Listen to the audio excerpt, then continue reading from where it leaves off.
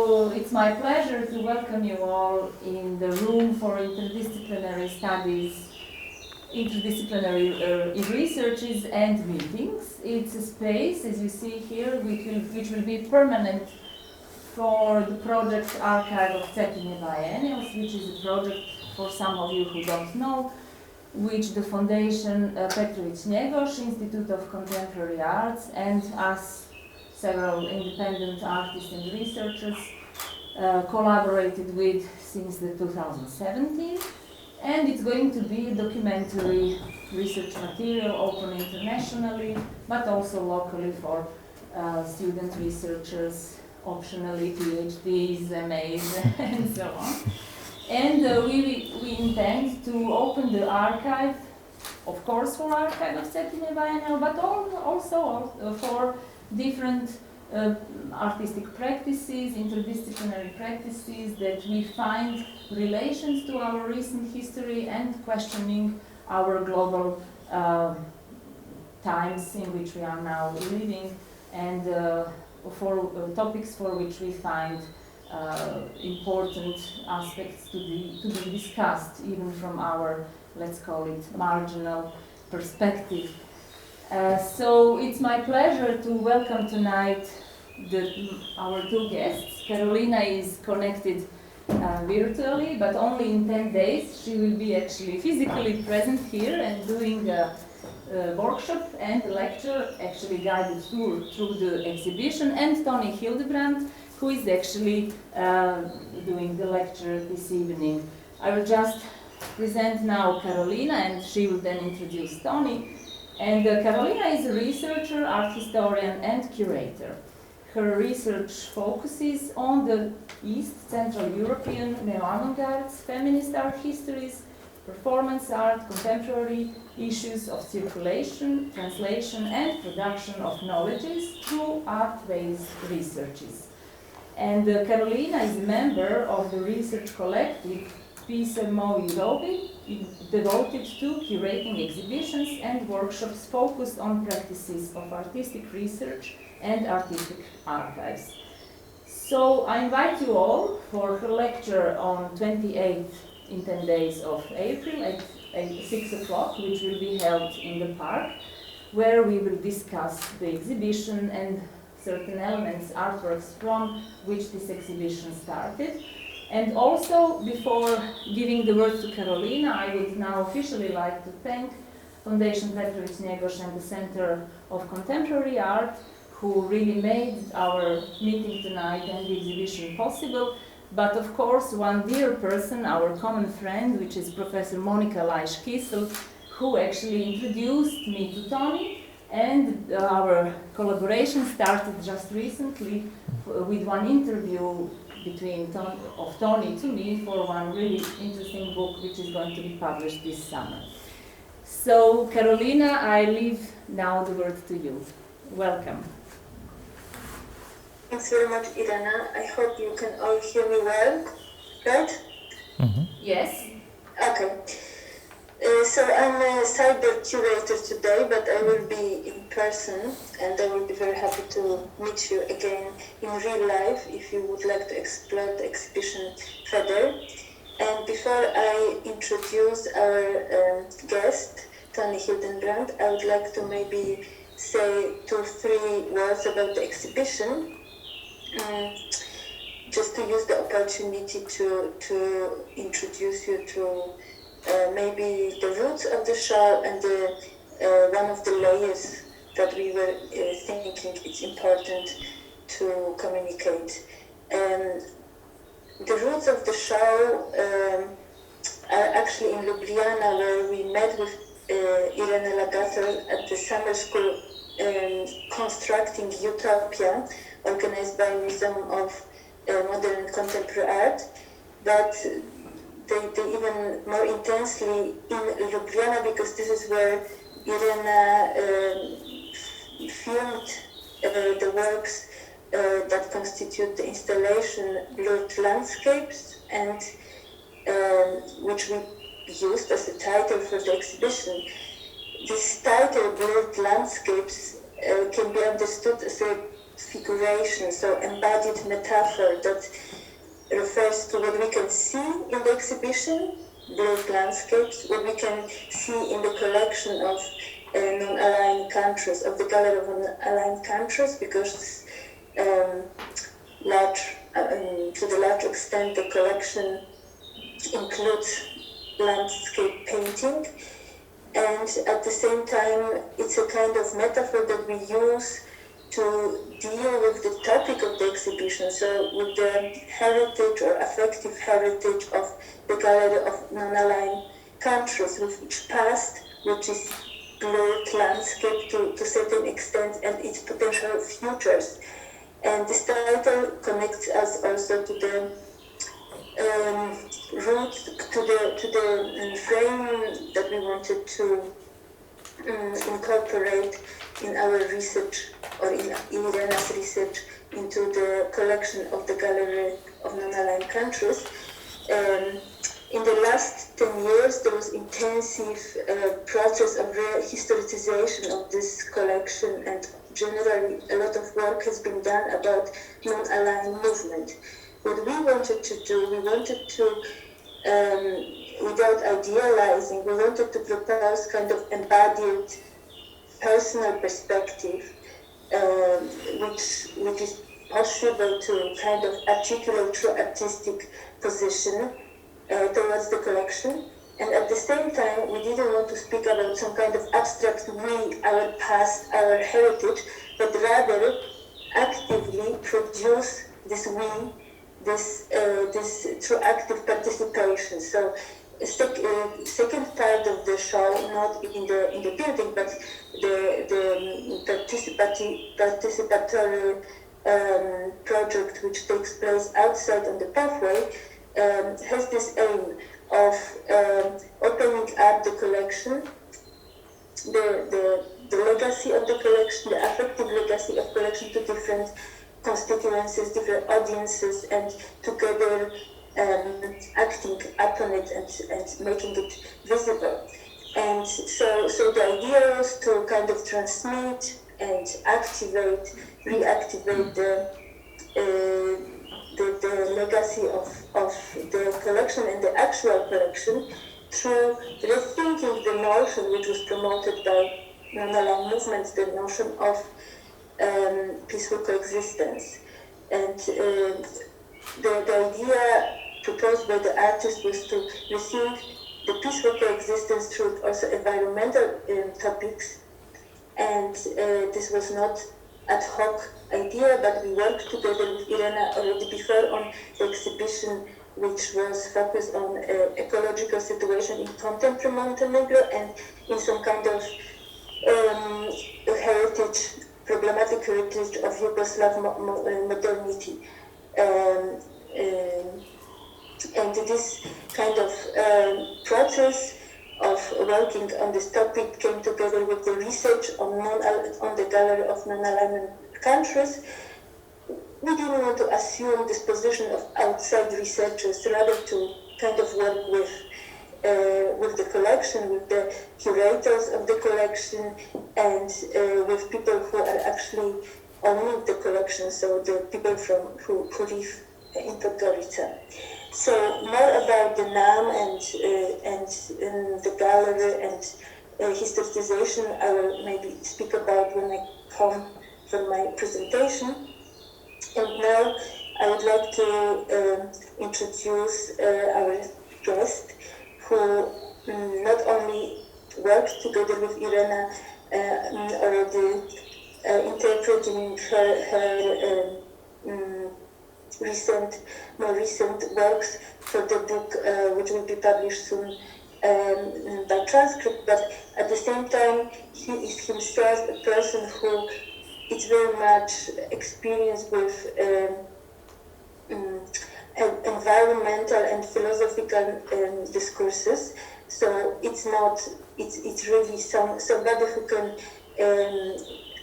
reinterpret or open up for us another ways of reading the show, and we are very happy that Toni agreed to come in person and speak for us.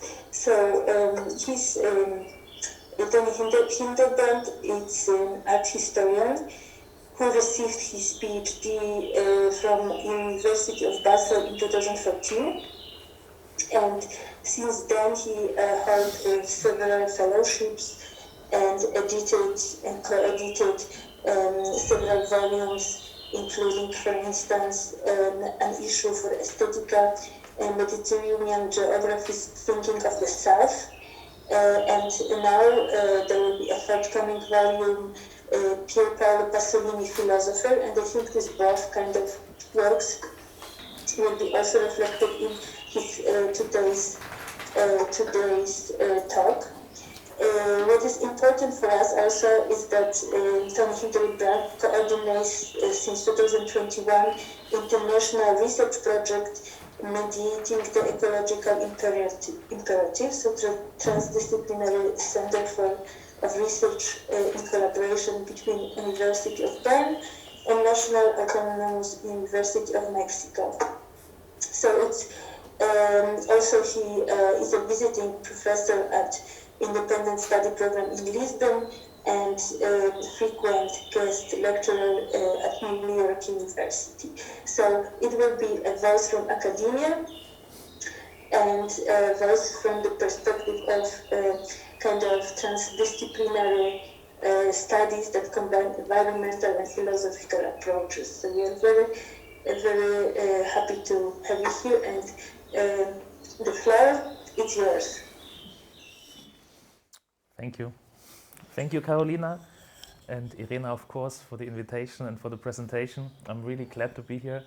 I really want to say this first of all, also because it's really a special trip to Montenegro after these 2 years, where, of course, traveling was very difficult. And yeah, it was already today very special to speak here or to come here to this archival situation and yeah, understand at the same time with the general history or art history of Montenegro, of course, also Irena's work much better. And yeah, as Karolina said, it's been a really interesting exchange already. Like, we were working on this conversation in the last weeks. And what I will now try to do is, or what I tried to do in the last weeks, is to think through her work and put it in relation to other work I did in the last year or in the last years, and create kind of constellations. So I hope this will be convincing for you, or it will raise a lot of perspectives and questions, how to think through her work or through certain problems or questions which are interesting to reflect, and also when we go back to the exhibition or when we think about Irena Lagator's work. So my lecture is called "The Dream of Something" with this hyphen, and I think this will become clearer in due course. So my lecture will be framed by two enigmatic formulations. On the one hand, at the rise of communism, this famous formulation by Marx, that it will become plain that the world has long since dreamed of something.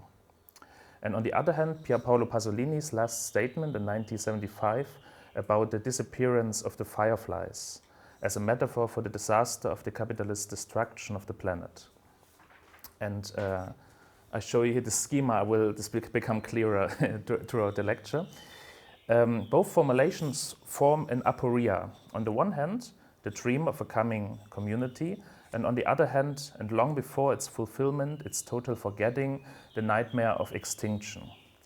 However, in between these radical visions of utopia and dystopia, there is a time that remains, in a time that had both always already started to arrive and has now, as its reversal, started to end.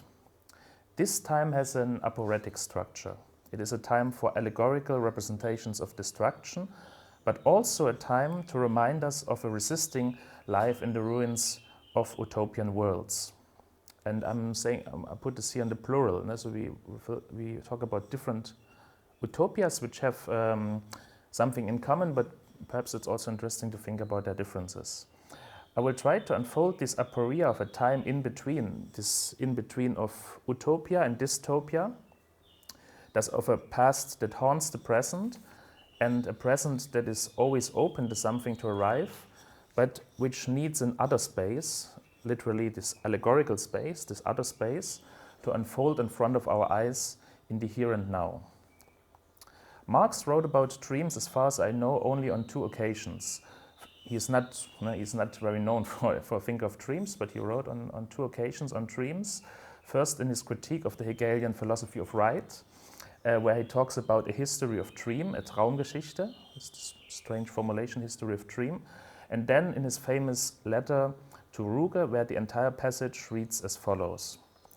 Our program must be the reform of consciousness, not through dogmas, but by analyzing mystical consciousness obscure to itself, whether it appears in religious or political form. It will then become plain that the world has long since dreamed of something of which it needs only to become conscious for it to possess it in reality. It will then become plain that our task is not to draw a sharp line between past and future, but to complete the thought of the past. Lastly, it will become plain that mankind will not begin any new work, but will consciously bring about the completion of its old work. So, in a commentary, Ernst Bloch noted, later in the 20th century, notes to this passage that Marx' dreaming is not solely referring to the past, as it is the case in Freud's interpretation of dreams and also in psychoanalysis in general. It's of course always related to the past, to a biographical past in general, or a mythological past, but rather to a future. It's a dreaming related to the future. And then Bloch, therefore, with this nice formulation, calls it Träume nach vorwärts, dreams ahead, future dreams, dreams ahead. And herein lies their utopian potential. So this is this relation of the dream to utopia. It is a dreaming not caused by events in the past, but a dreaming of a coming community, the community, as Marx, of course, thought it of communism. In the 20th century, the latter returns as the title and epigraph of Pasolini's first novel, Il sogno di una cosa, The Dream of Something, written in 49-50 and then published in 62.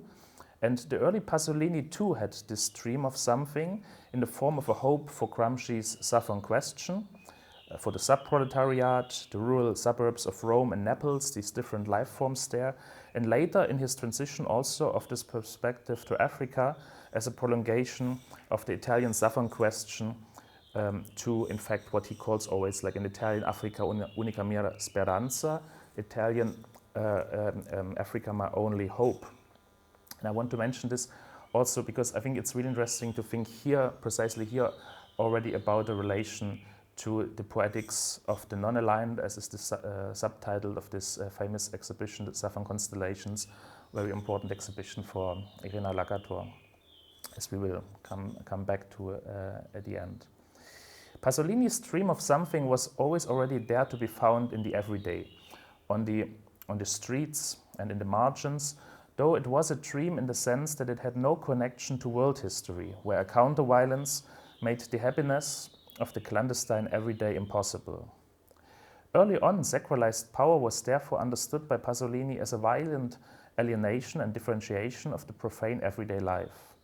Since the 60s, he saw everyday self-sufficiency in the lifestyles of pre-industrial communities, such as they were exemplary rendered into language in Pasolini's Friulian poetry, as being threatened by what was later commonly referred to as biopolitics, and what Pasolini, using terms such as contamination, viewed as an anthropological or cultural genocide.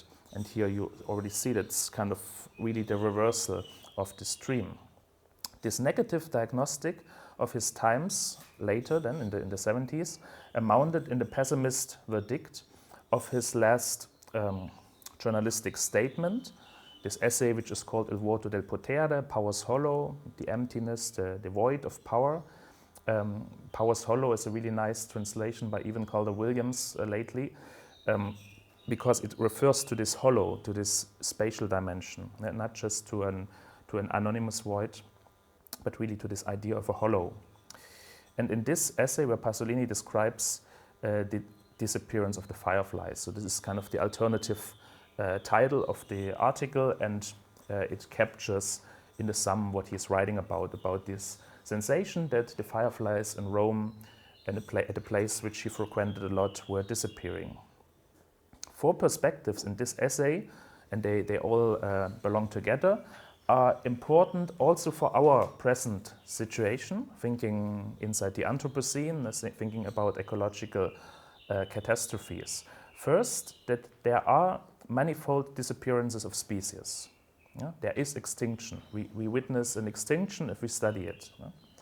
This extinction is caused by the destruction of specific fragile environments which existed over centuries and which are now disappearing.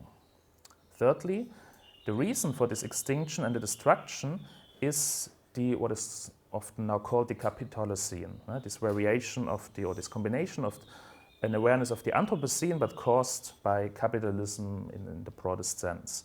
Or in Pasolini's words, back in the 70s, he called this consumerism. He thought that this is the term to capture this. Or for example, another thinker at that time, Güde, he would have called it the society of spectacle. So we can have, of course, different words for this, but I think now with the Capitalocene, we have a new term for it, capturing it also very well in ecological terms. And then, fourthly, a thesis which is very specific for Pasolini, he emphasizes again and again in his late work, in this pessimistic late work, that we do not even realize that this is going on. He always says, ormai, he says in Italian, by now, it is already too late. We came too late to the event of the disappearance and can now only understand the reversal of the dream into a nightmare, the utopia into a dystopia. This is this idea of the reversal. We thus realize the extinction of the fireflies, not while they are disappearing, not in the process, but when they are already gone, after the disappearance. In this sense, the reversal of the dream of something, the dreaming from Marx' Traum von einer Sache up to Pasolini's own early Il sogno di una cosa, but this reversal is not finite or a definitive answer or an end point, I would say. I will rather suggest it forms an antinomy of two parallel perspectives that coexist actually in present time. Utopia and dystopia, the empty messianism of profanation and the pessimist realism of extinction. And in this coexistence in time we find an aporia, an enduring aporia. So this aporia itself generates a time that is, by means of its duration, giving time for another space, and this I will then call this allegorical space. Allegorical space is this other time which happens in this time of the aporetic.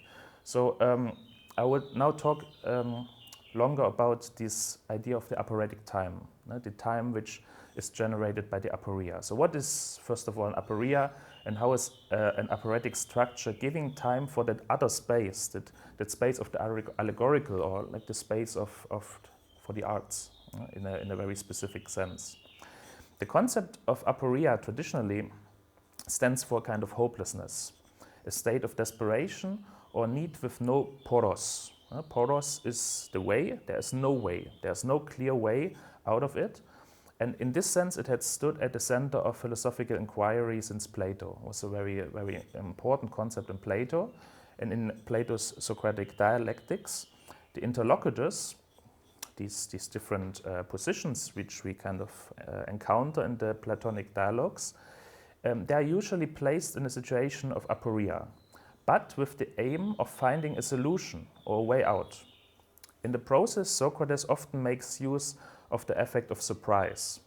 Through the experience of astonishment, stupor, or a form of doubt or of self-doubt, the interlocutors are caught up in a tricky situation in which they learn to consciously reflect upon their prior knowledge or the lack of it, and to develop a different conceptual approach towards this way of exit, towards this solution. However, in the previous century, it was above all Derrida and Wittgenstein who insisted in different ways, in contrast to this Platonic tradition, that it is possible to conceive of aporia without the resolution of its constitutive difficulty. It is in its structure not necessarily a problem, so that aporia is not a problem, insofar as by definition the problem would projectively towards the future or protectively demands and already implies a solution. So the problem, once we construct something as a problem, we will also have sooner or later solution. The aporia, according to this perspective, is something different. Against the Platonic tradition, Derrida argues rather for this enduring aporia, without solution, one that is sustained in order to explicate then what he calls in French, and it's in this relation, a certain possibility of the impossible. So this is a formulation which returns often in his work, and it is certain possibility of the impossible. And in fact, in face of what Plato then already had called a storm of difficulties. So actually in Plato we find this, he defines or he connects the idea of aporia to the storm of difficulties, endless difficulties, but there is still kind of a superior solution or way out of it, while in Derrida there's this argument for enduring this aporia. That what's at issue here is not, in the bad sense, a simple paradox or a sophism. This is quite important, no? As Plato actually would have conceived it. And this becomes clear when we think about certain methodological potentials, and I think they are really interesting for the arts. So I just name a few, without going here into detail. Iteration, no? Dissemination, detour, ellipsis, correspondence, montage, constellation. I think these are all, I guess, methodological perspectives which are really interesting for artistic practices. In other words, that it's methodologically taken, so this perspective, while sustaining the aporia. One might say in the genuine temporality of aporia, in its duration, or a certain patience also for the potential that lies in the experience with it and first brings about its effects. Crucial here is that aporia and the experience of a certain possibility of the impossible is continually balanced against the inevitably hyperbolic difficulties of representing a relation to the past that haunts a present time.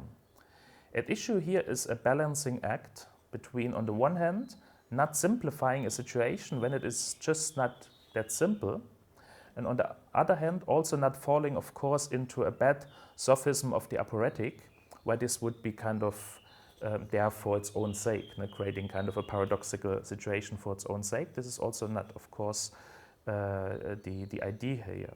The question that remains rather is, can the storm of difficulties that comes with a complex past, haunting a presence, which is also likewise complex, be represented? Or does not the representation of the aporia correspond to a difficulty, and here I use this beautiful formulation by Hölderlin, can it be mastered in the sense of an infinitely precise relation? This is a formulation by Hölderlin, that is connection of the infinite and the precise. So I think art very often has something to do with this work on this kind of precision, a precision which is not a solution or a finite word, like a kind of a last word, but goes infinitely precise to a relation, to a relationality. For certain experiences of art, I will therefore point to a stupor, to an astonishment, as a disruptive moment of experience that analogously to the sustained aporia does not come to rest, but at the same time hits us very precisely, surprises us, and transforms our thinking. In fact, in the transition from aporia to dubitatio and questio, these terms from doubt and the question as final answer, it is not very far to stupor or astonishment over the persistence of an aporetic position. Aporia and stupor, they both converge in the experience of a seeming ossification and immobility. They surprise us. Therefore, there appears to be no discernible way, no path for another step, but the aporia must nevertheless be considered as a genuine possibility of method.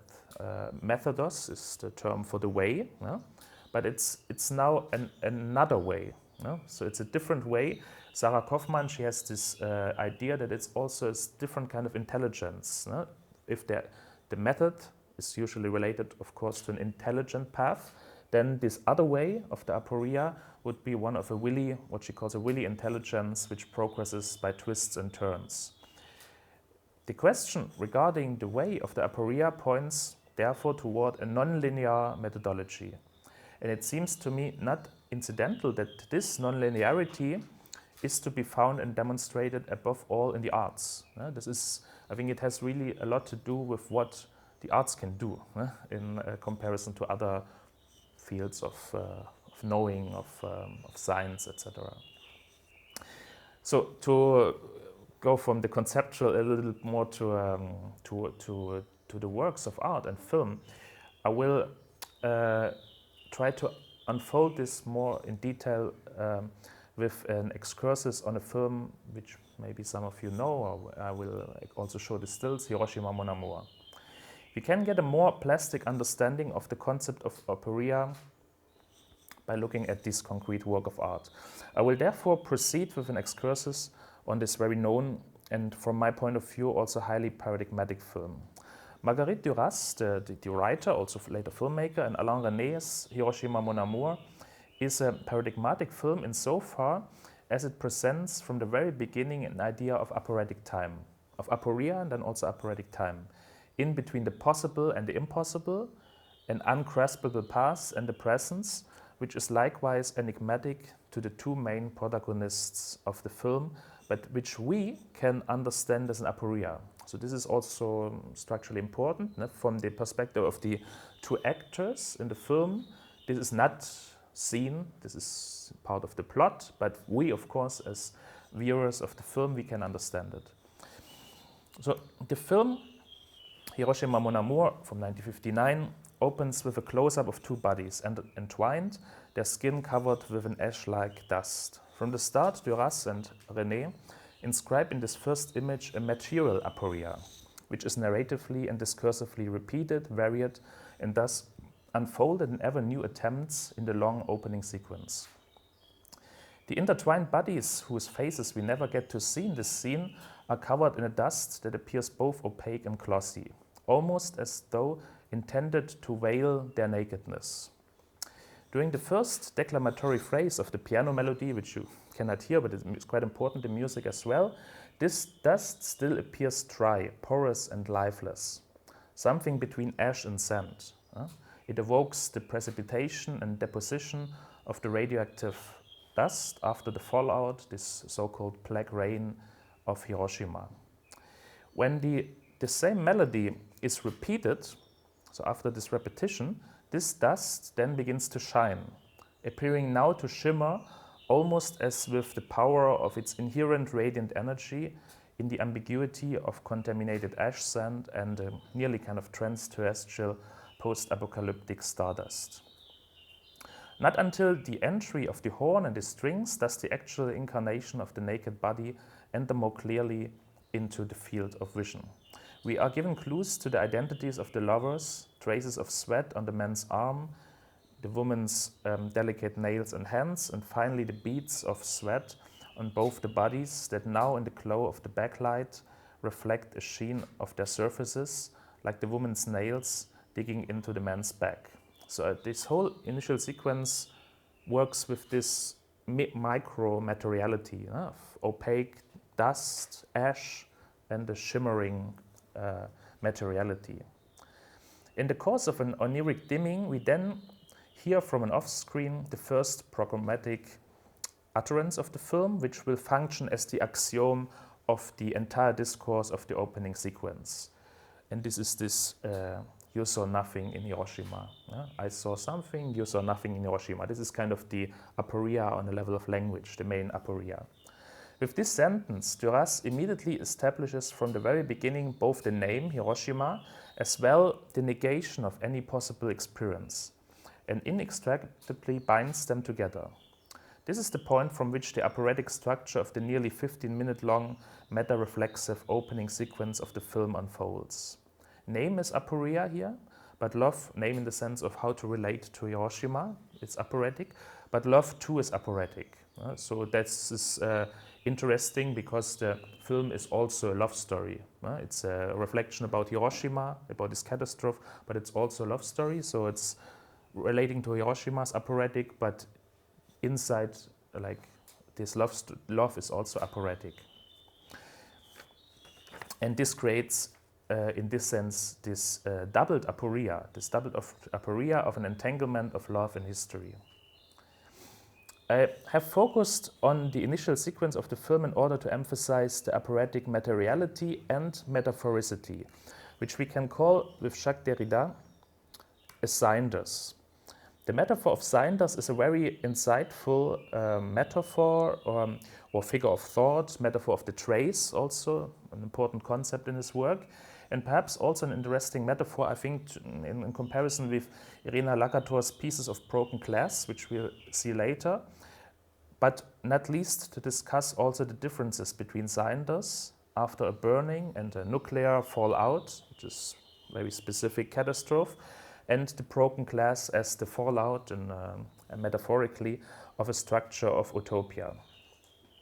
The French expression feu la cendre, and that which we must read along with it in the English translation Cinders, where this gets a little lost, or which is quite different in the German translation, where it's translated as fire and ashes, Feuer und Asche, this is kind of separated.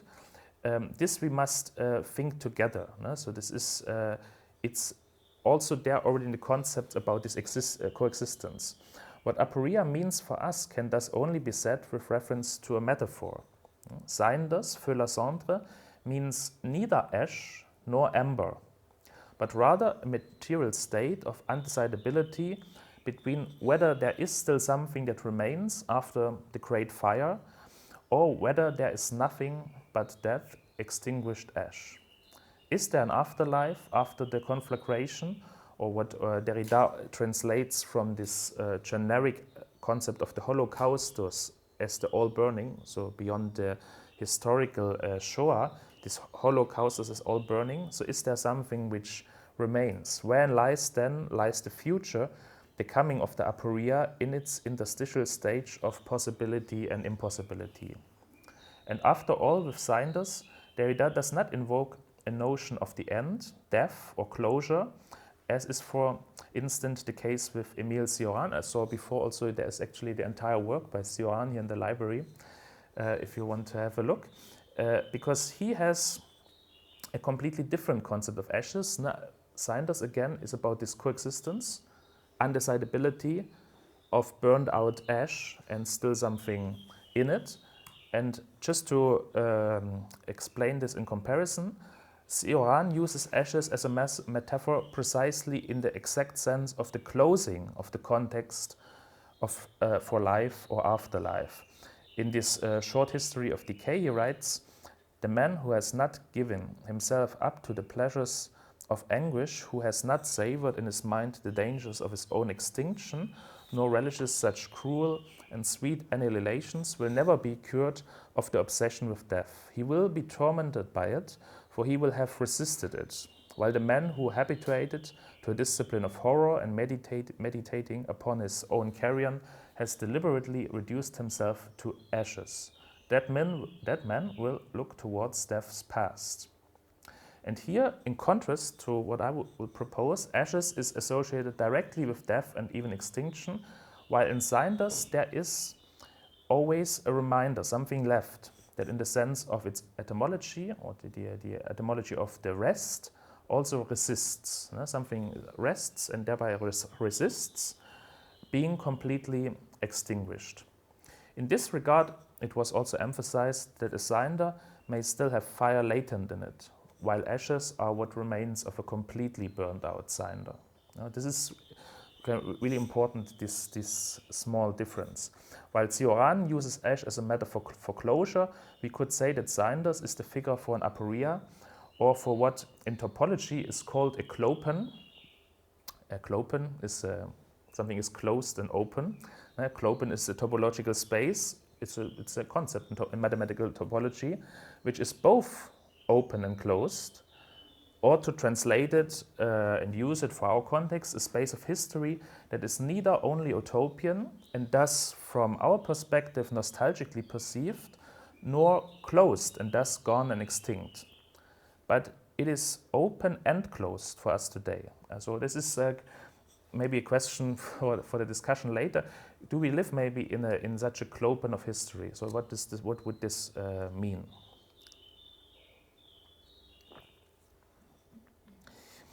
In a later text, and a later film as well, Le Camion, from 1977, The Lorry or the Truck, Marguerite Duras writes in a surprising place, there is no history, no story, no histoire outside of love. Duras seems to want to articulate something very crucial with this ambiguity.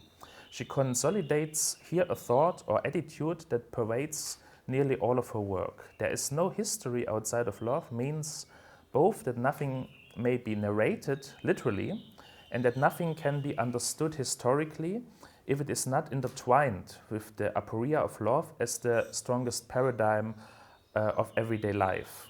The everyday, as we saw also before, as I mentioned it, in Pasolini. And we have to kind of, this is the claim from Duras and Pasolini, we have to present politics from this perspective. So it does not need to be love. It can, in Pasolini, it's often actually would be actually more like sexuality, his view on this. It's a paradigm for the everyday, and of course I think this is convincing that love is a very convincing paradigm for the everyday life. No? But this is kind of what this thought wants to present. This is precisely the connection that is established in Hiroshima Mon Amour from the start. The film intertwines two aporias that have different origins, the aporia of love and the aporia of the burden of history, world history, you know? The events, the bombings of Hiroshima and Nagasaki. And each aporia to some extent explains the impossible possibility of the other. This is why there can be no histoire, no history, outside of love, but love in turn, as Duras asks and answers in an interview with Le Camion, orients its ideal on the horizon of a political time, the utopia of which, at least in memory, can only find a non-aporetic fulfilment there. So this is a very difficult point, because in a certain way, for Duras, there is a way outside of aporia when the love and the history are kind of happily conjoined. Thus, Duras asks how to master love and gives the answer herself, of course, from her French perspective. She says, in 1968, all this was completely clear. And a bit later, she again reinforces the possibility of a successful combination of love and politics. And she says, I believe in political utopia. That is to say, I believe profoundly in Allende's movement, which may be the most important thing to have arrived since the 1970 revolution. That and the first moments of Cuba, the first years. So this is, of course, her perspective, what she says. And so, of course, she gives two examples only. But this is a kind of possibility where she says, really, I believe in it. I believe in this political utopia. Thus, Le Camion, to some extent, provides a key in retrospective how to read the double aporia of Hiroshima Mon Amour. For we remember, from the very start, from the stupor of Cinders, there is no moment in which only the aporia of love could be seen. Rather, the lovers, in their shared aporia, are already consigned to the history of Hiroshima. The intertwining of the lovers' bodies, this shared aporia of love, in the intimate space of the bedroom, and the aporia of Hiroshima on the stage of world history, present and absent at once in the aporia of the Cinders on the bodies, indeed opens up the aporetic field of discourse with a whole storm of difficulties, alongside the overlapping perspectives on the name, the possibility of experiencing, and the representability of Hiroshima. What is interesting is that in the process, Duras gives primary place to negation. Negation as beginning must be contradicted. In the impossibility of the aporia, something like the coexistence of its possibility must be found. In response to the statement of the Japanese architect, you saw nothing in Hiroshima, the French actress must always defend herself and repeatedly recount everything she has seen in Hiroshima. The opening sequence leads in tandem with the off-screen voiceover, therefore, to various places of witnessing, the hospital, the museum, and before individual artifacts. These scenes respectively reflect and explicate the aporetic logic in their own ways. Thus, the French actress makes reference to her visit to the hospital, but here René shows patients who are far from being in critical condition and are simply reading. The decor of the interiors, if you see it here, and the kimonos, for example, they already prefigure the film last year in Marienbad, a film which René will make 2 years later, and produce in this sense also this stupor, this astonishment that baffles the viewer because it completely breaks with the expectation that accompany thoughts of the wounded or the field hospital. In its reflected light and mirrors, the decor of the surreal hospital room also echoes the shimmer and shine seen in the first scene in the stupor of Cinders or on the fingernails. Here, not least of all, René intertwines purity and contamination together in the imagination. So I'm just showing you here also 2 slides from last year in Marienbad. This film he makes only 2 years later, where you see, I think that on the level of ornament, it's very interesting how this comes back in this hospital scene. And it's, of course, very, very surprising how this is staged in a film about the aftermath of Hiroshima. In second place, after the hospital, the French actress emphasizes her numerous multiple visits to museums and more precisely the medial testimony of the photographs that are found there. Particular artifacts are mentioned primarily with regard to their authenticity, and I would stress using the modal form of the greatest possibility, the degree of possibility. So she talks about having 4 times visited the museum, this peace square, and then this, from the off-voice, this rhetoric of the greatest degree of possibility comes. The reconstructions were as authentic as possible. The films were as authentic as possible, always with this kind of rhetoric. In a rhetorical gesture of impotence, the French woman finally argues desperately against the Japanese men that after all,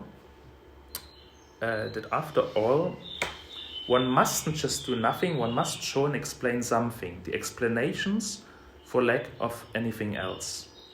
And at one point, René shows the museum visitors behind the installations of the photographs, this was here, as though their bodies were dismembered by the medium of documentation, almost as if the pedagogy and memorial culture of the museum were repeating the original dismemberment of the victims for the survivors. The status of photography and documentary film is, of course, also crucial here, since there are the media that René himself considered adequate even for the documentation of the Shoah. So this is also important. So I mentioned the film he makes 2 years later, last year in Marienbad, but before he made a documentary on the Shoah, on the historical Holocaust, and there he in a certain way, he still believed in these images. It's not that he completely lost this belief, but he now, together with Duras, with the script, intertwines it with, let's say, fiction. Fiction creating this aporia. In Athens still remains Derrida's long essay on the photographs of Bonhomme, a French photographer. There's a passage that helps to explain the somewhat aporetic position of Hiroshima Mon Amour in René's oeuvre between the aspiration of the documentary film, which I mentioned on the Shoah, and the highly stylized aestheticism of last year in Marienbad.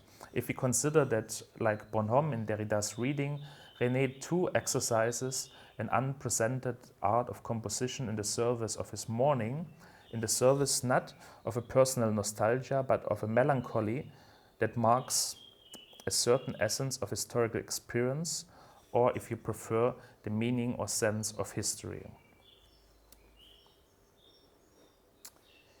The artifacts, such as the cataclysmic architectonic guiders deformed inhumanly by the atomic bomb, are anthropocentrically repatriated to make them capable of corresponding again with the intelligibility of human measure, and thus with comprehensibility in general, metal made as vulnerable as flesh. At this point, René fades from the middle guiders, whose deformation practically calls out for a new conception of architectural ruin, to a shot of a mangled bicycle. This is a very iconic, very famous artifact in the Hiroshima Memorial Museum. If the ornamental interior of the hospital we saw before already prefigures as an imminent part of Hiroshima Mon Amour the aestheticism of last year's Marienbad, a certain aporeticism of this artifact may be explained via a later supplement. So I will cut this a little bit because it's a complex constellation, but there is a film by Marguerite Duras, India Song, where a bicycle is presented, referring to the childhood of a protagonist. And now here we have this museum artifact of the in the Hiroshima Memorial Museum. And I think what's just important to keep in mind is that it's just not totally, it's just not fully clear under which time and space conditions this is, for example, an artifact for empathy. So when you visit the Hiroshima Memorial Museum in Hiroshima, there is, for example, a staged film from that time back then, which stages this catastrophe. And of course, classically, we would tend to say this bicycle, this bicycle is an object of empathy, while this film is a staged artifact, it's fake. But this is, of course, not totally clear. Now, what is here authentic, or how empathy works in this historical time? So, to come back, the opening sequence that sums up together the institutions, interior and exterior architectures, the hospital, the museum, and dispositives of pedagogy, the dissemination as well as the politics of images and of cultural memory. That is the photographs, the artifacts, the educational films, and the relics of witnessing, as well as the sites of public mourning in the open air, such as the Hiroshima Peace Memorial Park. All these places and forms of access to a desired authenticity of processing were sought out repeatedly by the French woman as a kind of exercise, and it is precisely this repetition that she particularly emphasizes. But again and again, the verdict of the Japanese men remains steadfast. You saw nothing in Hiroshima, nothing. The construction of the aporia may be schematically summarized as follows. Duras and René construct a heuristics. The two lovers stand for a dichotomy, for two opposing positions that mutually exclude each other and reflect the aporia of a shared love, in the sense of a simple competitive situation.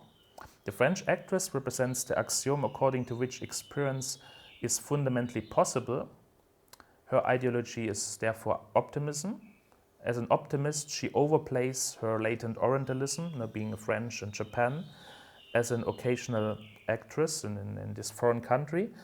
And the Japanese architect, in contrast, represents the axiom according to which experience of Hiroshima is impossible for her, or maybe actually for everyone. So this is sometimes not clear, but certainly experience of Hiroshima is impossible for her. His ideology is therefore a vulgar nihilism. He may not be a victim himself, but in contrast to the latent Orientalism of his lover, he still invokes the Japanese family, the Japanese nation, language and culture in a manner that ultimately casts the discourse in a patronizingly patriotic tone. The dichotomy of the French woman and the Japanese man first becomes itself aporetic through the intertwining of the two aporias. Fundamentally, this may be understood only recursively. It is only because, according to Duras, there is no histoire, no history or no story without love, that both love and world history are conversely doubly aporetic in their complex entanglement in Hiroshima Mon Amour. For this kind of this way of exit of this vulgar dichotomy, of this position, of this I have seen something, you saw nothing, so that this is kind of blown apart by the name and the event of Hiroshima. Cinders are the precipitation of this explosion. It is quasi the political unconscious on the skin of the intertwined bodies, which is not part of their joyful sexual time, but becomes a part of the intertwining of love and politics. For the protagonists, just as ultimately for the aporia, experience retreats, but this can be represented. And this is actually what Duras and René accomplish in in principle on every page of the book and in every minute of the film Hiroshima Mon Amour. So this is what, in this kind of allegorical sense, the protagonists, the French woman and the Japanese man, cannot perceive, we of course can understand.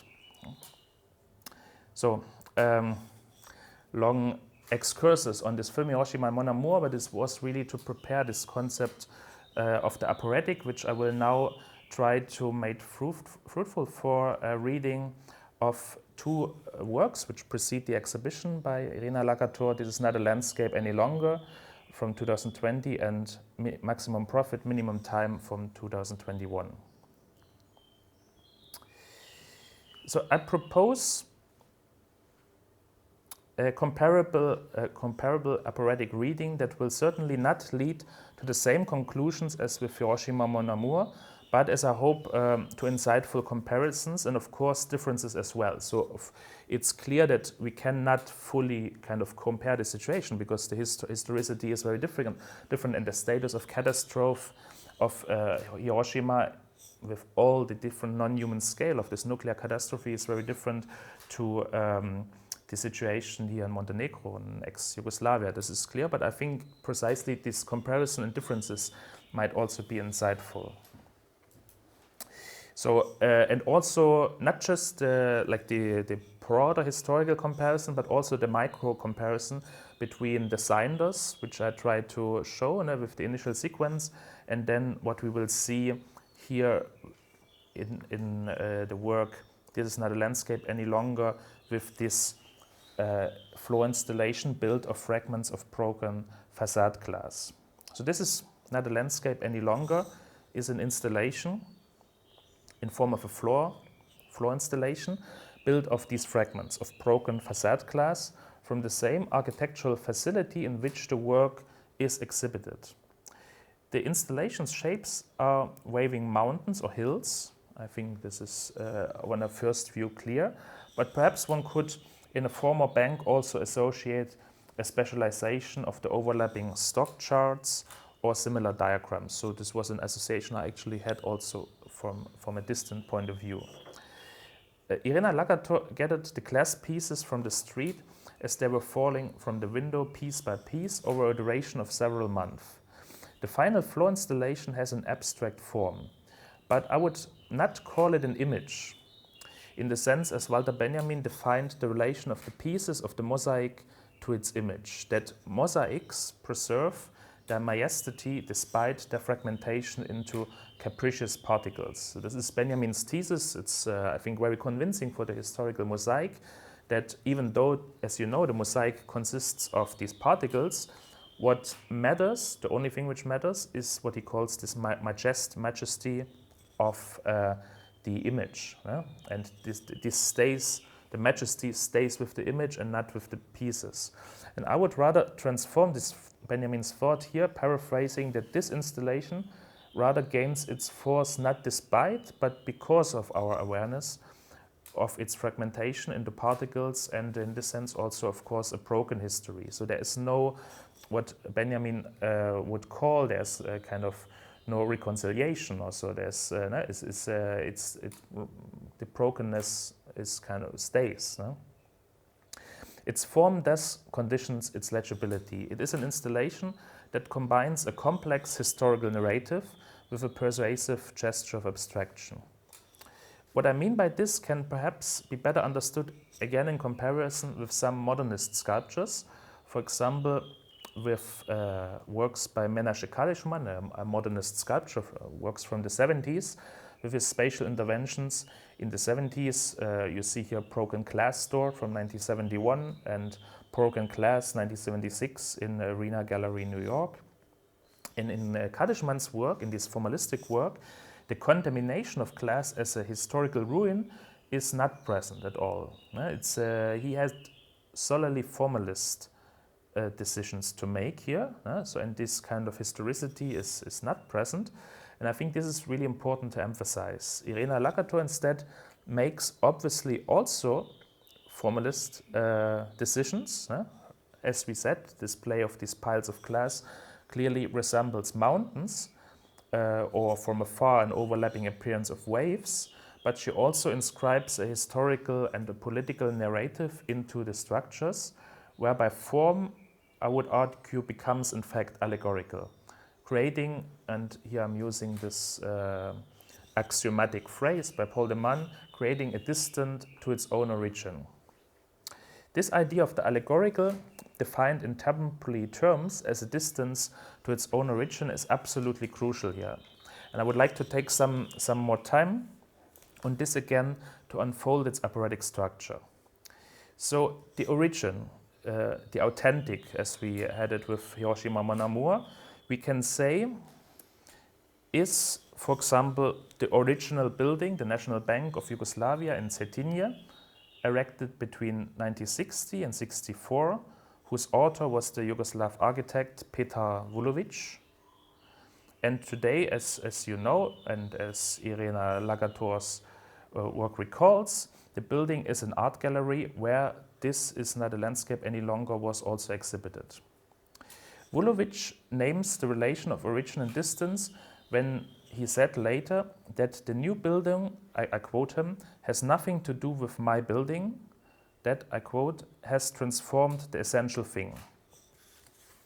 So the essential thing, I assume, was for him a formalistically convincing architectural idea in relation to a socialist space, and also, I think, really interesting for me personally as a trace, an ecological environment too. So this is something Irena could talk much more about, and I'm really curious to study this in the future, especially to the rooftop. And you have a brilliant essay by the same name of the work on this kind of ecological sensibility of this architect. So there is what we could say, there is the idea of an erection of a genuine architectural vision in Yugoslavia, in this original, and this is, we can call this the origin, going back to this definition of the allegorical. Now distance, the distance to its own origin, now distance is realized in, there is not a landscape any longer via destruction and decay, but also in the creative transformation of a material and reflection about its historicity. The inclusion in the former originary space is important. In a way, both elements, the space and the floor installation, beware a ghostly, haunting quality. The former building is present as the exhibition space, but its former architectural vision is absent. The installation, on the other hand, is present, but it consists of pieces referring to the absence of a space in which it is itself contained. So this is circling.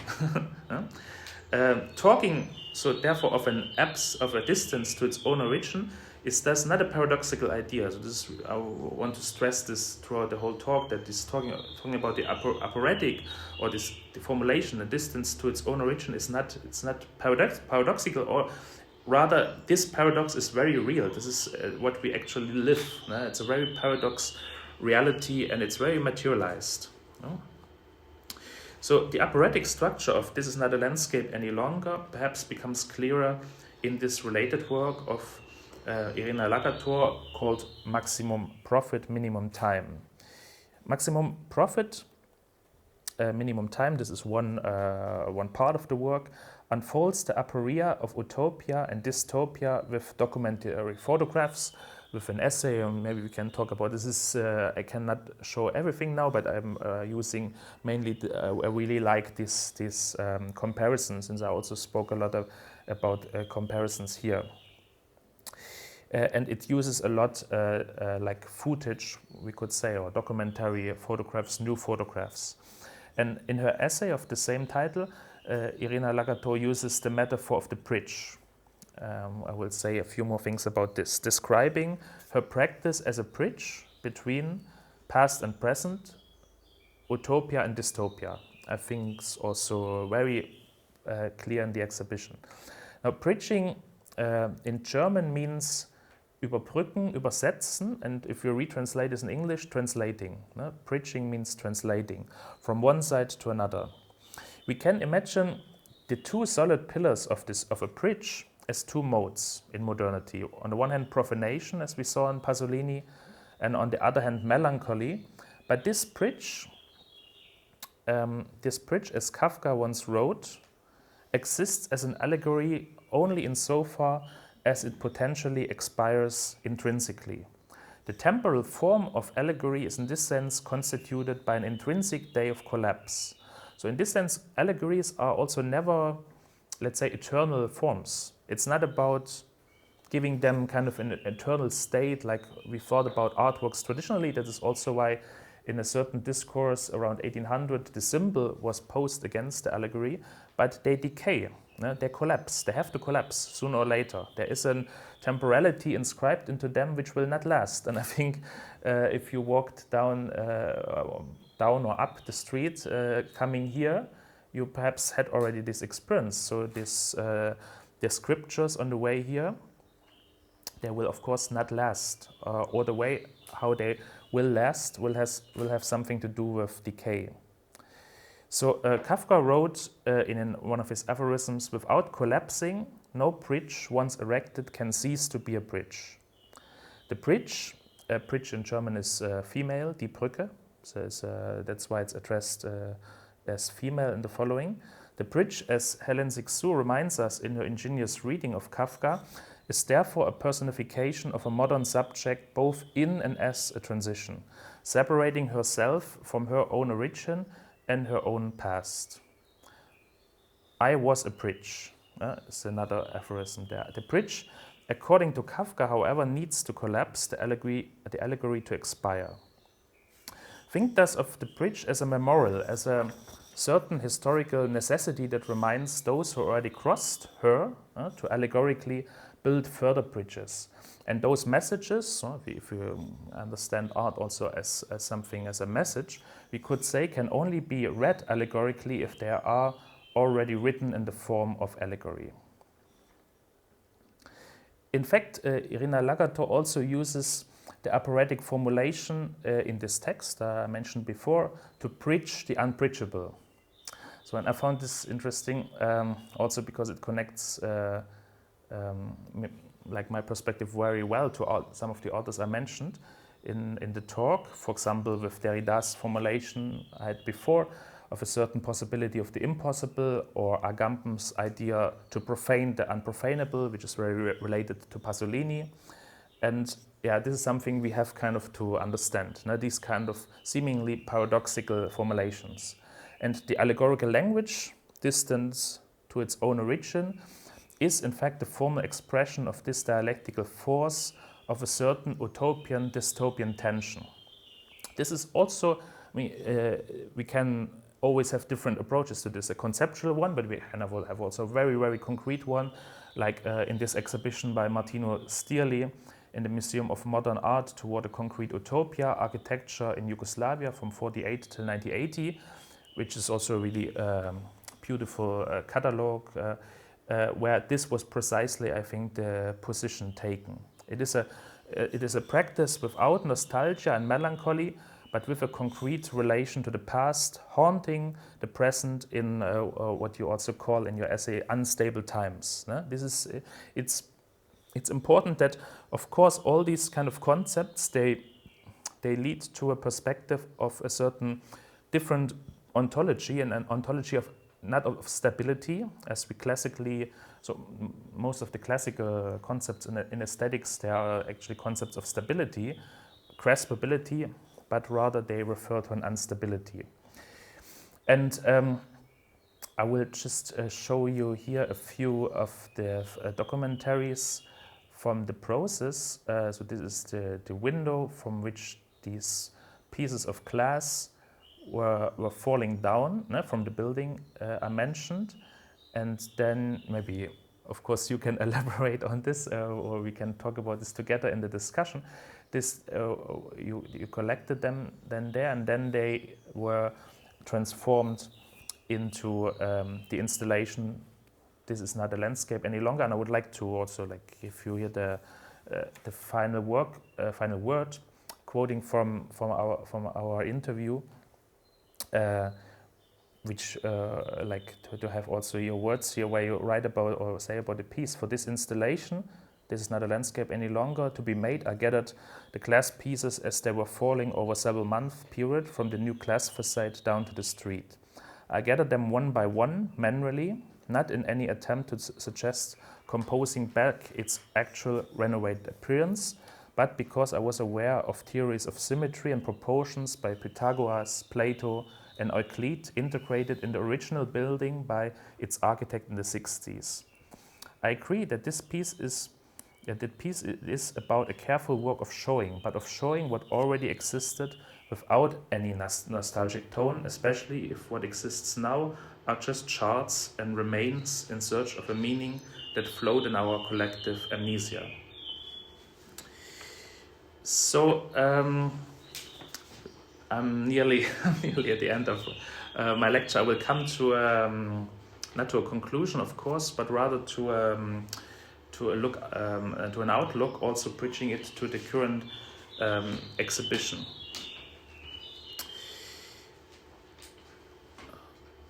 I tried to unfold a specific aporetic time that can only be understood when we again and again tie it back to the originary image or the originary material and investigate the stupor or the astonishment that is consolidated in the ambiguity of this material aporia. The Cinders in Hiroshima Mon Amour, the pieces of broken glass in This Is Not a Landscape Any Longer. The aporetic time, as I try to visualize it with this schema, in fact enables us to reflect differently on the representability of the past founding the present as a present open to something to arrive. Ultimately, as I would like to suggest, this allows at least for the conception of a different aesthetic beyond the classical categories of the beautiful and the sublime. So in this sense, it can only be an outlook because this would be at least a book project. And I will call this an aesthetics of the bizarre, as a difficult but at the same time graspable aesthetic experience. Looking ahead and without being able to even begin to undertake a systematic exploration, I would like to suggest that this is already laid out, or at least potentially laid out in Hiroshima Mon Amour, and This Is Not a Landscape Any Longer. Of course, in different but comparable ways, but it implies far more for aesthetic categories than could be selectively elaborated and achieved here. In brief, the classical concept that defined the arts from Plato to Goethe was the beautiful. So this is the most dominant aesthetical category we have. In the aesthetics of the late 18th and the 19th century, an equally potent pendant was to some extent set against it and introduced, and this was the concept of the sublime. So we have practically since 1800, since ever we have the concept of the sublime, and since 1800 we have this other extremely dominant concept, which is the sublime. It goes without saying that the concept of the beautiful, in whatever way, is no longer applicable to any representation of Hiroshima. I think this is clear. But also, I guess it's clear that it's very problematic or very also impossible, I would say, or I'm curious what you will say about the representation of the vanishing of Yugoslavia. But even the concept of the sublime, that is counter-concept, as much as it may have been complexly differentiated, can no longer describe a contemporary experience. If we think of a fragmented allegorical language of the floor installation, built of pieces of broken glass from a very symbolical architectural facility, perhaps we could speculatively capture it with the idea of a broken beauty. And this is now interesting because if the broken beauty is not anymore the beautiful, but it's also not becoming the sublime, so what is it? We could say we don't need another third big category, which is, I think, a little bit your answer. What was a little bit your answer when I asked you this for the interview? But nevertheless, we need in a small category. So we need something. We need. No? So and that's why I tend to use these concepts like broken beauty, and to at least inscribe some kind of problematicity in this concept. An insightful formulation by the Ukrainian-Russian filmmaker Kira Muratova comes here to mind. She once coined for her cinematographic practice, informed by the fall of the Soviet Union, the conceptual figure of a mirror, broken but held together by the montage, because it is framed. According to Muratova, this broken mirror has a frame. In the frame there are the shards of the mirror. In the mirror everything is disfigured, but it has a beautiful frame. So this is kind of her definition of her own art. And this is not a landscape any longer. The display, the installation, the careful work of showing resembles this frame that holds the shards together.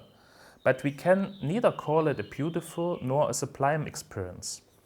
Building, however, on the role that difficulty has for the understanding of aporia, I would like to propose a third concept that would go beyond the aesthetics of the beautiful and the sublime, thus ultimately transposing the logic of the aporetic onto this other aesthetic. And this is now this concept of the bizarre. A thought in closing, so I'm now at the end. In Les Fleurs du Mal, The Flowers of Evil, Baudelaire found a term for the broken beauty of his poetry, the bizarre. In the Baudelaire Fractal, the Canadian poet Lisa Robertson offers a commentary on this strangely ill-considered word, for which no entry is found in the history of philosophical concepts, with an allusion to the difficulty that is so crucial for the endurance of aporia. The bizarre, according to Robertson, is, I quote, difficult to understand because of its strangeness. And she reminds us of the etymology, bigarré, diversely colored, a word used for extremely valuable strided tulips. These were tulips which had a virus in the 17th century and became therefore extremely precious. So it's also quite interesting to read this concept now in times of corona, post-corona. A virus of tulips, the color pattern of their petals, a broken beauty, and yet in proximity, without distance, without sublimity, by the disturbing, startling experience of proximity, with bizarre flowers, an aporia, and a preparation for another aesthetic of the bizarre. So this is kind of the question, rather. And so what does this mean? We have a flower, it cannot be a sublime experience because it has no actually shocking quality, or we don't need a distance to the flower, but nevertheless there's something inscribed in it, something broken about this beauty. I come to the conclusion with a last image, preaching it also to our contemporary situation. And I just will introduce this as a last kind of story, which was it's a very moving one and very beautiful one, a very beautiful story of resistance. In confrontation with a heavily armed Russian soldier, an anonymous elderly Ukrainian woman a few weeks ago insisted on nothing but the seeds of ontology in a post-war future. What remains from a war as the place of burning all, as Derrida had it. So this we can raise as a question. Confronting violence, the Ukrainian woman answers in asking the soldier to take these seeds and put them raw in your pockets. At least sunflowers will grow there where you will fall on our soil. So Derrida in this book Cinders, he has this quote where he says, then in the place of burning all, one begins, I have it here, sorry. Then in the place of burning all, one begins to love flowers. The religion of flowers follows the religion of the sun. It sacrifices itself, but only to remain. In order to sacrifice itself, it burns itself. The setting on fire of everything, the Holocaust, in the sense of this all burning, contains the seeds of ontology. Yes, and this is, I think, really like what he says. It's very speculative, very abstract, perhaps, certainly very speculative, but it becomes very clear, I think, in this very profane gesture of this amateur philosopher, perhaps, of this Russian elderly woman resisting the soldiers and saying, take these seeds and put them raw in your pockets. At least sunflowers will grow there where you fall on our soil. It is in this sense that flowers follow the sacrifice, and precisely that the Holocaust, as the all-burning, contains in its vegetal afterlife the seeds of a yet unknown ontology. And I want to mention this because it's, first of all, I think interesting to rethink ontologies. Also, again, thinking about the street when you walk here, come here to the center, and you see references to trees, and then reference to artists. So what does this mean? And then also, maybe during my lecture you were hearing the birds, the non-aligned birds. And then also something which I'm not ready to answer, but I would like to raise it as a question also for all of us, whether this proposal of the aesthetics of the bizarre could actually also in a really interesting way be compared to Irena's proposal of or in your case it's a work, but it's I would then say it could also be an aesthetics of the blurred. No? So this is, of course, you have a primary concern about works of art. I would say, what kind of aesthetics is this? And this aesthetics of the blurred, if we could call it like this, perhaps has a lot to do actually with this aesthetics of the bizarre, in a similar way. And I would like to close here, also opening up, of course, to a discussion with you and with Karolina, if you're still here, and Irena, of course. And thanks a lot for your attention. And thanks. Yeah. Thank you, Toni, for bringing this project further, because we know also with what will Karolina say very soon, that this is actually just the beginning of one, as you mentioned earlier, possibly even a book in the research of our contemporary and unstable times indeed, right? So I was touched with the few questions you addressed to me. First of all, the ecological awareness of the architect in the 60s, here now that you asked, but also of the composition which you made for this lecture, which we can also say that it is absolutely an allegorical lecture in its entirety, right? Because of course the Marienbad and the Hiroshima and the bank in Cetinje are coinciding in time level, of course. And this question of this aspect that Vulović was an architect who won even one of the most Yugoslav prestigious awards for architecture in socialist times, Borba Award, right? For his other edifice in Belgrade, which I mentioned you this morning, that was containing also other aspects of ecological and environmental, because there is another bank in Belgrade, just after you cross the Brankov Bridge. There is the SDK bank, which is actually the famous bank he won award for. But in his interview, which I had to listen for 6 hours, which is not yet ever elsewhere published, is that Boris Vukicević did with the architect when his edifice in Cetinje was renovated without asking him. He was still alive. He mentions also the view of the Pannonian plain and Pannonian sea, which was important, which dates, of course, to long and distant history, for his conceptions of the bank in 60s, right? So he was a very sensitive architect, which was for my research in the relationship between art and economy, contemporary art, what is contemporary art capable of doing in our problematic times, really, was really important. And to answer the question, what was the sensibility for Montenegro within this building in the 60s, I also heard him saying that to compose this harmonical and based on golden section composition oriented toward the west with the main entrance, he planted a flower on his balcony. You didn't know that? This isn't in any interview. I wrote 3 essays. In any essay which I wrote 3 of them for this building, he planted a flower on his balcony, for which he is certain through his biological researches with biologists, that the flower is unfolding according to principles of golden section. Right. So he was living in a skyscraper where I went after his death in Belgrade to enter into his now transformed archive into the Serbian Academy of Science. But I saw the archive before it is transferred there.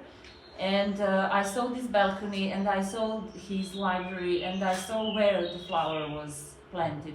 So this speaks about the sensibility of architects who are already aware before erecting a building in the public space, what are they doing, right? So my question is, are we, and this is also now self-critically, which I always allowed to do, toward myself, but also toward the issue what is contemporary art, is the question, what are we aware what we are doing? So this is why I appreciated a lot this time sequence between Hiroshima, Marienbad, and we can say here Cetinje, because our later cultural politics and local politics, which is also important when you mention love and politics, wasn't at all aware what they were doing while renovating such edifice which contained so many layered references to ancient Greece, from Plato's and Euclid's and Pythagoras' theories, and they just, without any feelings and senses in the researches, removed the very original rooftop, which he also constructed in relation to flower in Belgrade that he planted when he got invited by Bogdan Bogdanović, who was then the main urbanist of Cetinje in '57, to build this building on also such a historical square in Cetinje. He asked, yes, I could build, but I have to do two aspects of research. This one is aspect of history, and he went back to ancient Greece until Romanticism and Gniegosz poetry, and then also the environment of Cetinje, local surrounding mountains and hills, which is, and to only then be able to finish the building. So it's such a long process, and it's absolutely not at all corresponding with how we build today. And not only locally, but also globally. And that is what I find really universal and local, according to Marc Auger, probably local and global situation in this really specific history of the history of this edifice, this bank. And now it's a museum of art, actually a space of art. And what Vulović said when he heard that it is going to be a museum, he said, of course I would gladly renovate it for the museum, but it was already art in itself. And that is what we didn't know and what we didn't integrate. And I think that this is one of the key examples that actually speaks about this, what you mentioned, political unconscious. And this is also one of the key elements which are behind this exhibition. And also why the involving of the space of the art piece in the park on the concrete pathway is a process-related work, which lasts until September, and that has an educational, starting with you tonight, educational program. And at the end, Karolina and I were also discussing what is an exhibition of contemporary art, how can actually be expanded and developed as a model, right? Just like we in contemporary art ever since 90s transcended the media, so we are now in post-media conditions. So is there going to be a post-exhibition condition? One of the questions could also be this, right? So this would be somehow my elaboration, but I really want to conclude with one fascinating sentence from Hiroshima, Mon Amour, which is actually saying that we are going to have 10,000 temperature degrees on the square of peace. there were 10,000 degrees. This was a fact. Yeah, it was a fact on the square of peace. How can we ignore? And the next relation in the film is that she is saying, she, I mean the West, right, is saying we are forgetting. And she is certain that things will repeat. And this is frightening by my opinion. And that's why I really am thankful for this reference to Hiroshima. And I mean, this context of the 60s and after the Second World War is really filled with really layered with references like we saw here. It just remained to us to remember and not to forget. Yeah. If I may, of course. I must say that both your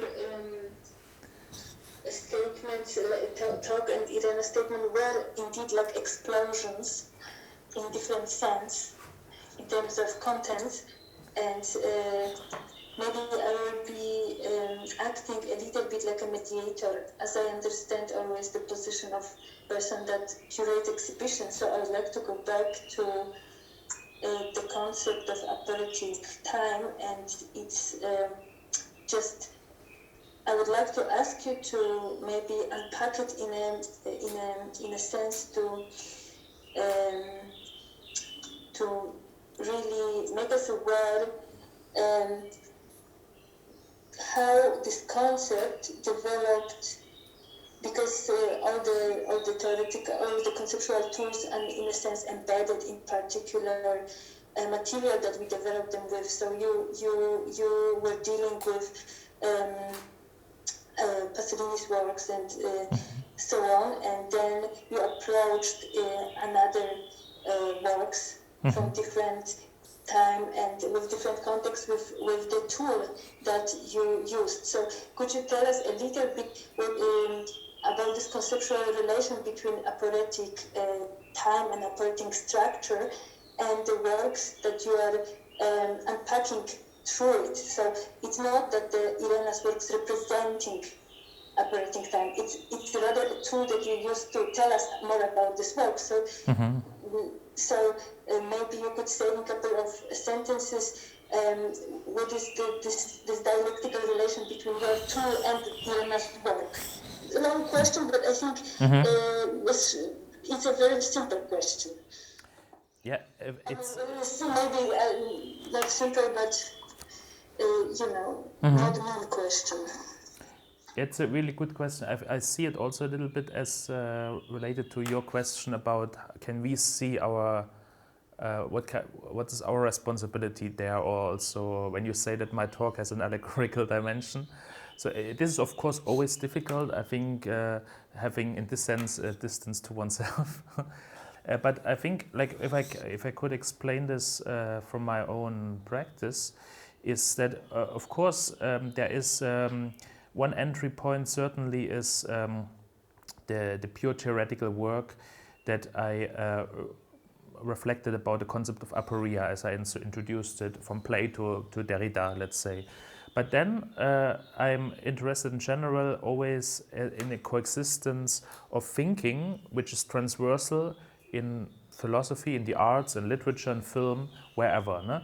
So I realized that with Pasolini, for example, in this last essay on the disappearance of the fireflies, there's a very famous art historian, Jacques Derrida from France, which he wrote a book about this essay and about Pasolini. It's called The Survival of the Fireflies.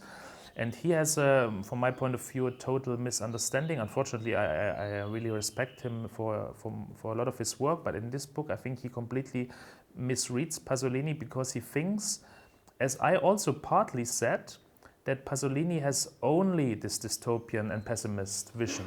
And it's true for the disappearance of the fireflies that it's a pessimistic text and it's a closure. But Pasolini made also this very pessimistic film, in a certain way, Salò, which is his last film. But then he also had a script which is completely written out, which is called Porno Teo Colossal, which is a comedy, a post-apocalyptic comedy. And he was making caricatures of his teacher in art history, Roberto Longhi. And he worked on so many other projects which coexisted. So it's also there, if we look at his late work, it's both pessimistic but also in a comic way, in an abysmal comic way, post-apocalyptic. So it's very hard to see this actually. And then the other point was, of course, that just by describing, really came from this, by just describing this initial sequence over a few pages, as I also read here, I came to this material aporia. And now maybe Irena's question and also Karolina, your question to my own perspective from now, or how this is inscribed into in my work. So when I read your essay on this architecture, so I've thought also, for example, like this way how the first building relates to the environmental, the ecological, what you described so well with the rooftop and this double mansard and this. It's not just like, for example, in Switzerland, an architect which I once interviewed, a famous architect, Peter Zumthor, Pritzker Prize winner, maybe you know him. He is considered or appreciated for being extremely site-specific, working with the local materials, being very attentive. But on the other hand, something which we can, let's say, problematize is his politics, because from the perspective of Martino Stirli, who created this show on the concrete utopia of the architecture in Yugoslavia, there is something missing, because he claims that architecture can only be utopian if it's somehow correlated to a political utopia. So if Zumthor is reacting to the site specificity of architecture, it's just not enough, because in Switzerland there's no political utopia. No? Or maybe there is one of, I don't know, direct democracy and neutrality, but there's not of course, a utopia in a strong political future sense of changing something. No? And I think this is very interesting actually to think through here, and I think you do this in the essay. No? So how this environmental correlates to a modernist utopian language of architecture still. No? So it's a very vibrant language. No?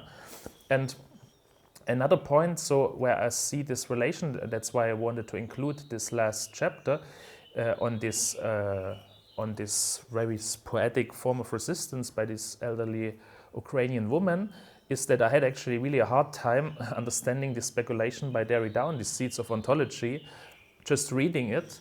And I thought, well, what is he meaning with these seeds of ontology?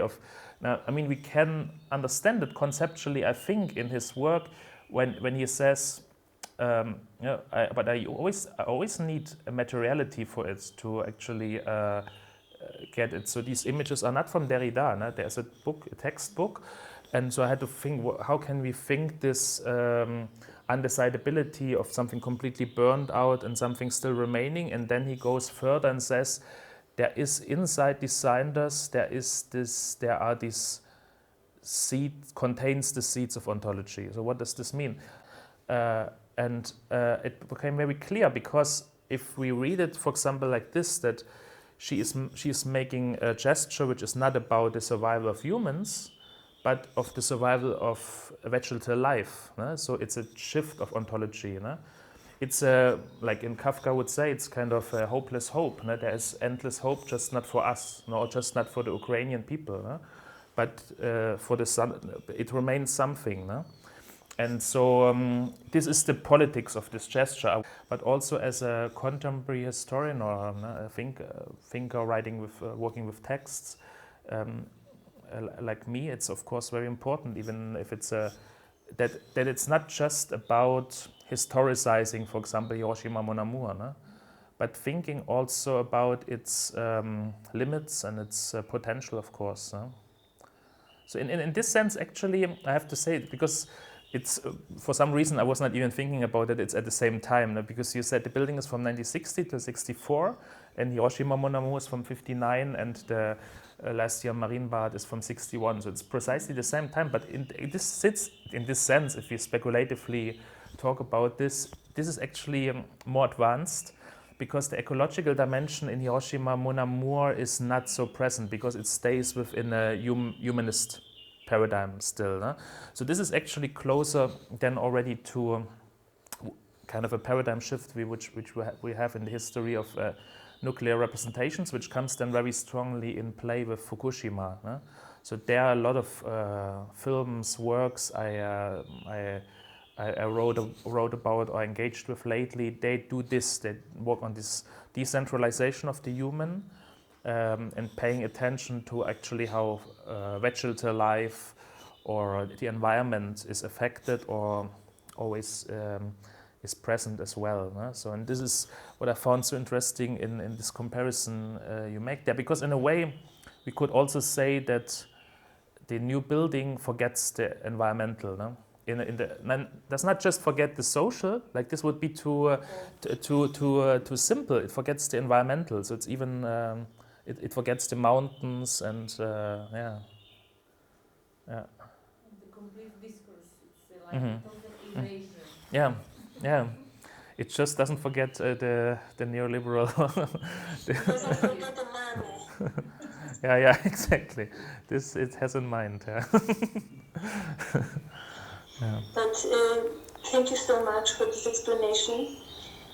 I also find maybe we could say if a couple of words about this utopian and this dystopian dimension and this place of aporetic between utopian and dystopian, because I personally always practice like thinking from a perspective. So even utopia, or dystopia, it's always pronounced from certain perspectives, right? So, what is the kind of maybe not political context, but the political scaffolding of your concept, if I may ask this question? You know what I mean? Like, I can. This utopian, dystopian, and they are concepts related to certain vision of society, right? So. Yeah, this is also it's a good but I guess a difficult question, because from how I started, I started with Marx's dream of something. No? That this this dream ahead, this future dream, we can understand as a kind of a shift of the utopia towards the dream. No? And then, of course, we have a concrete political utopia. That's true. Yeah. How can I answer clearer to this? You were both socialists and Pasolini. Yes. Yeah. Of course, like this is like in a book which is really important here in this concept, again by Derrida, Specters of Marx, is about what he calls this messianism without messianism, about these. You started with aporia as a not political, philosophical category, and you came to aporia as aesthetic category. Yeah. So this is perhaps the key for for understanding your political to put aporia, dystopia, utopia to a political environment. I think. Yes. Yeah, this is. This is a simple version of what you were talking about. It's true. Yeah, but then from there, like if we go in a very long conversation, we would have to raise the question of, for example, politics to literature, film, arts in general. Can we keep this up at all? So, I mean, in this sense, it's very interesting. So, Marx, for example, why do I choose this formulation? The world has long since dreamed of something. It's something which I often like to do, also with Kant or with other authors. It's an extremely poetic formulation. I mean, he wrote a phrase which can enter in any poetry, or maybe it's even more poetic than all poetry written in a certain sense. And this is like also like his fascination is something which I was not talking about for the ghostly, for Hamlet, for literature is very important. And then also, of course, also from the other side, So the question of politics, of course, for all the artists I mentioned, without exception, is extremely important. For Duras, for Alain René, for Pasolini, of course. I mean, he was a journalist. He was politically extremely active and always in relation to politics. I don't want to talk for you, but I think it's obvious that politics is very important for you. So we would have to raise this relation. Is it possible to separate it? But I guess I know what you mean, because of course we have concrete political, very different political formulations of utopias or dystopias or historical developments in the different countries, parts of the world. Thank you so much. I don't want to maybe go on, but I wanted to say that we are producing also a publication where your text probably will be there also, so to further work with it and think it and live it, people will get another possibility. Mm-hmm. Yeah, I think what I actually, so your point is very interesting. I think it would be really interesting to continue here. But for example, what I rarely mentioned in my talk is actually, I think the concept of art I mentioned, but not so often actually in aesthetics. I also, towards the end, I introduced, because I have no other word, and I also wanted to deconstruct this aesthetics of the beautiful and the sublime. So I repeated the aesthetics. But it's actually something which which is perhaps rather interesting to abandon as well, because in fact I think all of these artists and thinkers I mentioned, they have for them it's the crucial question, like how to think about art politically or about politics with the arts. And it's the argument from Duras, which I tried to introduce, which is an argument which, of course, we have to say politics cannot have. Duras' point that, where do I have it? There is no history outside of love is an impossible perspective for politics. I mean, only, of course, maybe when you think about Mandela or Gandhi or some were maybe able to do this as empathy, as in certain non-violent gestures of protest or so. But usually, why would you ever have like this claim in politics? But this is the claim Duras makes. So this is kind of her whole point. And yeah.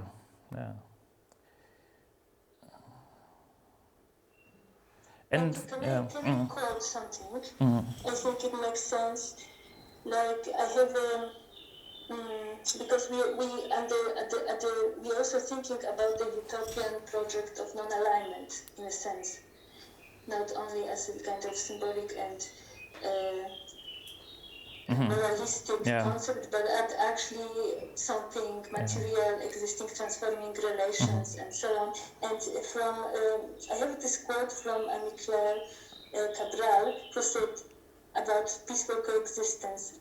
As Marxists, we maintain that peaceful coexistence does not include coexistence between exploiters and exploited, between oppressors and oppressed. So, in a sense, that this utopian peaceful coexistence, it's already a militant project in a sense. So, even the utopian, it's not a kind of messianistic solution. It's from the perspective of this 60s, 50s Marxist thinkers. It's a struggle and includes maybe elements of dystopia.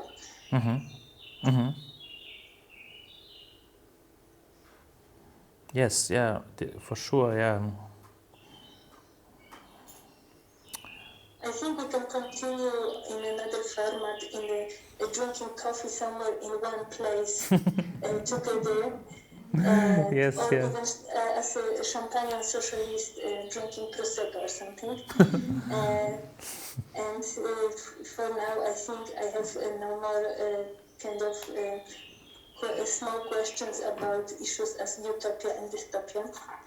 And thank you so much for your very rich lecture. Thank you.